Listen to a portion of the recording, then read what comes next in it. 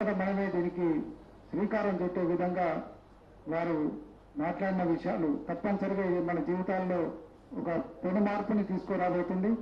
తెలంగాణ రాష్ట్రంలో రైతుల తర్వాత మత్స్యకారుల జీవితాలే అద్భుతంగా తీర్చిదిద్దే విధంగా మరి వారు తప్పడానికి త్వరలోనే మాకు మంచి వార్తను వినిపించాలని మీ అందరి పక్షాన వారికి చేతులెత్తి నమస్కారం చేస్తూ కోరుకుంటూ ఇప్పుడు 45 గంటల్లో ఈ సమావేశాన్ని ఏర్పాటు చేసిన మా సహచర మంత్రివర్గ పెద్దలు గౌరవనీయులు హరీష్ రావు గారు, గౌరవనీయులు మా అందరికీ భీష్మ పితామహుడు మా అన్న కేశవరావు గారు, సహచరుల పెద్దలు మా అన్న బోర నరసన్న గారు ఎంపీ గారు, అన్న బండ ప్రకాష్ అన్న, భూపతన్న, రామలన్న, శంకరన్న, మీ అందరికీ తోడుపోయిన మీడియా మిత్రులందరికీ నమస్కారం. జై తెలంగాణ. మనం అదృష్టవంతులం. కారణం 4. 1, ముదిరాజు తల్లి పాలు తాగిన బిడ్డ ఈ రాష్ట్రానికి ముఖ్యమంత్రి అయ్యారు.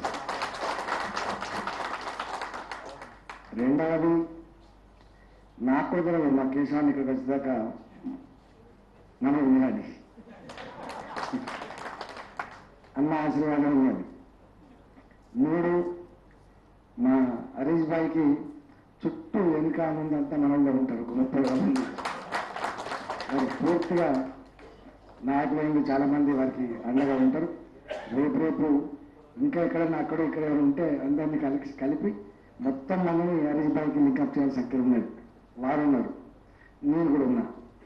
మన నర్సన్న పక్షపాతి, అంటే జనరల్గా పేదల పక్షపాతి మన నర్సన్న. కాబట్టి మనం అన్నిటికంటే ముఖ్యంగా చాలా మందికి చాలా విషయాల పట్ల అవగాహన ఉండదు. ఇది నేనని మా ముఖ్యమంత్రి గారు అంటారు ఎప్పుడు. ఇవాళ తెలంగాణ ప్రభుత్వం ఒక మంచి విజన్ తోటి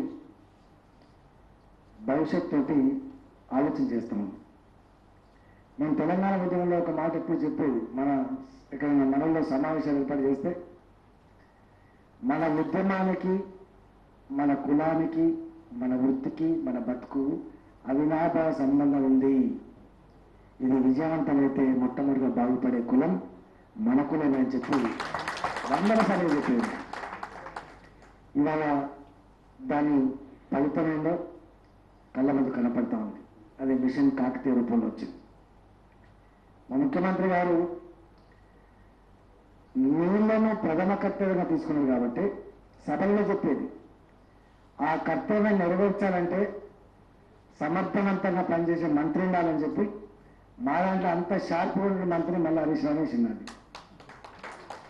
కాబట్టి ఇవాళ దాంట్లో మొత్తం మిషన్ కాకతీయ చుట్టే మొత్తం తిరుగుతుంది. మనం రోజు అవుతున్నాడు, అన్నా మేము మిషన్ కాకతీయ ఎన్ని సేవలు పనిచేసాం, ఎన్నింటి కొబ్బరిగా పెట్టు, మీ ఎమ్మెల్యేలు గిలో పాల్గొని నాకు లెక్కలు చెప్తాడు. అంటే ఎంత ఫోకస్గా, ఎంత నిజాయితీగా, ఎంత కమిట్మెంట్తో ఆ పని జరుగుతుందో దాన్ని బట్టి మనకు అర్థం కావాలి. అందుకని తెలంగాణ ప్రభుత్వం గత పాలకుల్లాగా ఏదో అధికారులు చెప్తే చేసేటువంటి పద్ధతి కాదు. కానీ పూర్తి స్థాయిలో ఇన్వాల్వ్ అయ్యి మీరు చెప్పిన అన్ని అంశాలు మా గౌరవనీయ హరీష్ గారు కానీ, నాకు కానీ, మా ప్రజాప్రతినిధులు కానీ తెలిసినప్పటికి కూడా ఖచ్చితంగా మీరు ఏదైతే ఇలా మాకు మళ్ళీ ఒకసారి గుర్తు చేసిందో వాటిని తోచా తప్పకుండా అమలు చేసే ప్రయత్నం చేస్తాము. బంగారు తెలంగాణ అంటే కేవలం ఉద్యోగాలు మాత్రమే కాదు. బంగారు తెలంగాణలో భాగంగా ఇవాళ మేము చెప్పిన 40 లక్షల మంది ఈ వృత్తి మీద జీవనం కొనసాగిస్తున్నారు. వాళ్ళు ముద్రాజులు కావచ్చు, బెస్తవాళ్ళు కావచ్చు, కొండవాళ్ళు కావచ్చు, గిరిజనులు కావచ్చు, అక్కడక్కడ హరిజనులు కూడా కావచ్చు. ఇవాళ చాలా మందికి తెలియని అంశం ఏంటంటే తక్కువ పెట్టుబడితో ఎక్కువ సంపద సృష్టించే ఆస్కారం ఉన్న ఏకైక రంగం కూడా మత్స్య సంపద అనే విషయంలో మర్చిపోవచ్చు. ఇవాళ నాకు తెలిసి మిషన్ కాకతీయ పూర్తయిన తర్వాత ఒక్క చెరువుల్లోనే 5,000 నుంచి 10,000 కోట్ల రూపాయల మత్స్య సంపద వచ్చే ఆస్కారం ఉన్నది. చాలా మంది తెలియదు. చెరువుల నేను గెలిచినప్పటి నుంచి ఎస్ఆర్ఎస్పీ నీళ్ళు తీసుకొచ్చి నింపితే ఒక్క సంవత్సరం తప్ప 9 సంవత్సరం నిండింది. ప్రతి సంవత్సరం కనీసం 30 లక్షలకు తగ్గకుండా హైయెస్ట్ 50 లక్షల సంపద ఒక సంవత్సరానికి సాధించుకోవడం అంటే దాన్ని ఎట్లా పోలుస్తామని చెప్పి మనం చేస్తా ఉన్నాం. రికార్డ్ కమిషనర్ గారు ఉన్నారు, ఓఎస్డీకి వచ్చిండు. నేను మా ప్రోత్సాహం శ్రీనివాసులు గారు దీన్ని ఎట్లా చేయాలని చెప్పి పోయొచ్చిన వారితో సహా పోయొచ్చిన. నాకు తెలిసి ఒక 15 గంటల పాటు చర్చించవచ్చు. అంతేనా సాయిబాబు గారు? 15 గంటల పాటు చర్చించాం. దాన్ని అంతా ఇక్కడ చెప్పాల్సిన మునుపట్లాగా ఇవాళ ఇంటెన్సివ్ ఫిషింగ్ వచ్చింది. మీరు చెప్తున్న లెక్క కూడా తప్పు. 12 మీటర్ల పొడవు, 6 మీటర్ల పొడవు, 6 మీటర్ల వెడల్పు, 6 మీటర్ల లోతులో 5 టన్నుల చేపలు వస్తాయని చెప్పని చేస్తున్నారు. జస్ట్ 12 మీటర్ల పొడవు, 6 మీటర్ల వెడల్పు, 6 మీటర్ల లోతులో 5 టన్నుల చేపలు వస్తున్నాయి. మీరు హెక్టార్ అని చెప్పిందో కాదు. ఇవాళ ఆ ఇంటెన్సివ్ ఫార్మింగ్ లో కూడా 100కు 100% సబ్సిడీ పెట్టాలని చెప్పి భావించిన మరి పెట్టిన వెళ్ళదని పెట్టిందా సాయిబాబు గారు? 100% సబ్సిడీ పెట్టిన కేజీ కల్చర్కి. ఆ కేజీ కల్చర్ కూడా మా వాళ్ళు పేదవాళ్ళు, పెట్టుబడి పెట్టని వాళ్ళు, పైసలు లేకనే ఇతరులు లీజుకి ఇస్తున్నారు కాబట్టి అని చెప్పి 100కి 100% సబ్సిడీతోటే ఈ కేజీ ఫార్మింగ్ కూడా పెట్టిస్తున్నారు. దానికోసం డబ్బులకు కూడా మా ప్రోత్సాహం శ్రీనివాస్ గారు బాగా ఇంట్రెస్ట్ ఉన్నటువంటి వ్యక్తి కాబట్టి డబ్బులకు కూడా కుదర లేకుండా ఇవన్నీ కూడా చేయబోతాను. ఇవాళ సత్యం మీరు చాలా విషయాలు చెప్తుండ్రు. ఆ తుమ్మలు, ఆ పిచ్చి మొక్కలు, ఆ కథ అదంతా గతం. ఇలా 5,000 పైచలకు, నాకు తెలిసి ఈ సంవత్సరం 5,000 పైచలకు అధికారం లేకపోయినా నిజంగా ఇవాళ 9 నెలలుగా మేము చూస్తున్నాం ఎంత ఎక్టిగా మా జీవితం కొనసాగుతుందో.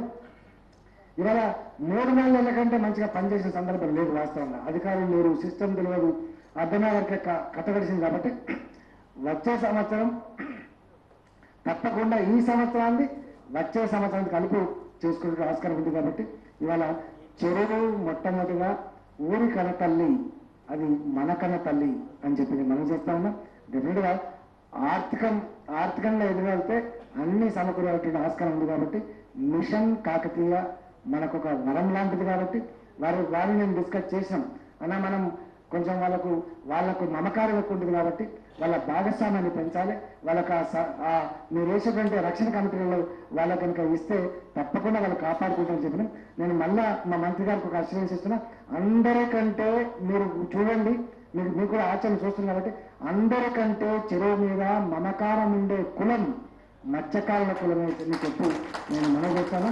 మీకు పూర్తిగా మీకు ఎట్లా సైనికుల్లాగా మా వాళ్ళ సంఘం మీకు తెలుసు, సైనికుల్లాగా మీ చెరువును కాపాడే బాధ్యత మా వాళ్ళే. మీకు మంచి ప్రభుత్వానికి మంచి పేరు తెచ్చే బాధ్యత. మీ కార్యక్రమం మరింత వేగవంతంగా జరిగినట్లు మా వాళ్ళు పూర్తి స్థాయిలో పాల్గొంటారని చెప్పి మనం చేస్తూ కొన్ని ఇష్యూస్ ఉన్నాయి. అది గౌరవ ముఖ్యమంత్రి గారికి ఆల్రెడీ ఇప్పుడు చెప్పినాం.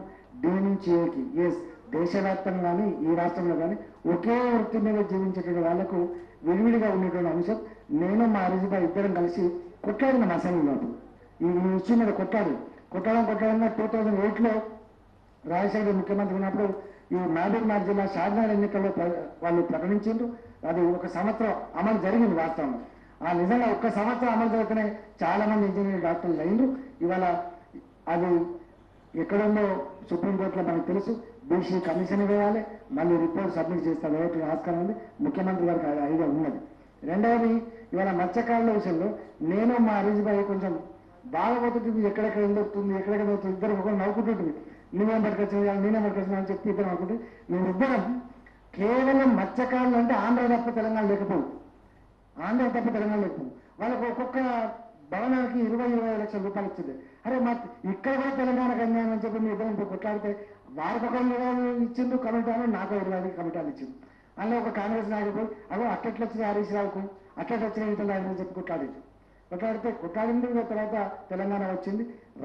మళ్ళా తెలంగాణ రాగానే ఇద్దరికిద్దరు మళ్ళా శరీరం తీసుకుపోయినాం. మళ్ళీ తీసుకెళ్ళి 15 లక్షలు, గతంలో 3-3 లక్షల రూపాయలు ఉండే దాన్ని 10 లక్షల రూపాయలు. ఎక్కడ మత్స్యకారుల బిల్లులు ఇచ్చినా ఇవాళ 10 లక్షలు తక్కువ ఉండాలని చెప్పి మేము చేసినాం.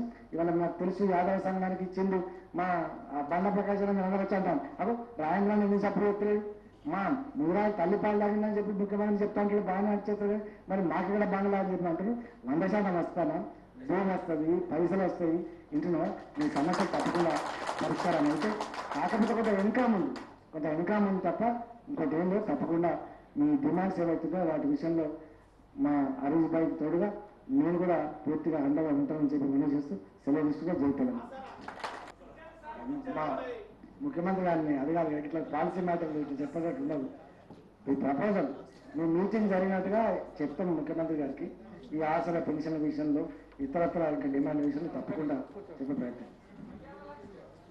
అన్నకు రాజేంద్ర అన్నకు దయచేసి ప్రెజెంటేషన్ ఇచ్చిన జనరల్ ఇష్యూస్ అన్ని ఉన్నాయని, అదే దయచేసి కూర్చోండి ప్లీజ్ ప్లీజ్ ప్లీజ్, ఎవరు లేవద్దు ప్లీజ్ సిరా.